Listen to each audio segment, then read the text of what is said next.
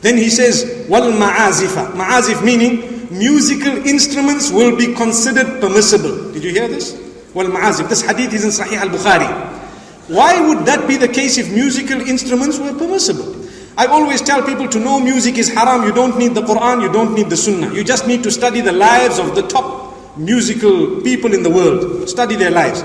99.9% of them are totally depressed, upside down on medication. Their lives are in a mess. Half of them are divorced more than 10 times and so on, and they have no life at all. And they worship the devil and Satan. Their dress code is up the pole. May Allah subhanahu wa ta'ala protect us. You don't need anything. You look at how dirty they are. The lyrics are as filthy as ever. People say, no, what if it's light, soothing, classical music? How can you replace the Quran with something of that nature?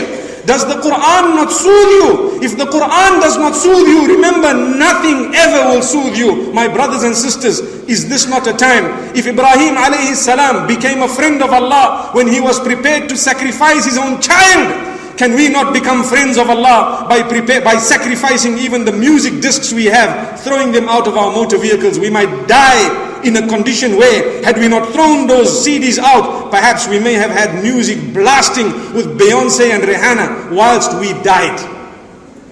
It can happen. I'd rather have the Quran play. Wallahi, you never know when you're going to die. I have been at a scene of an accident where the car was a write-off, but the music was blasting. 4 youngsters were crushed to death. I don't know how that music was still playing, yet the car was written off totally. And I was at the site of that particular accident. And we started weeping and crying.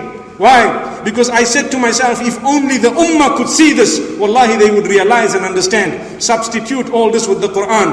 How blessed would the entire scene have been, and how changed it would have been if the same scenario had Quran playing.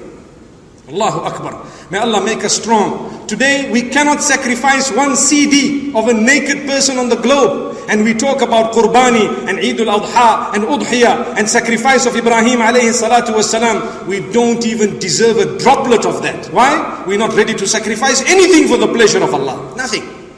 May Allah subhanahu wa ta'ala grant us a lesson.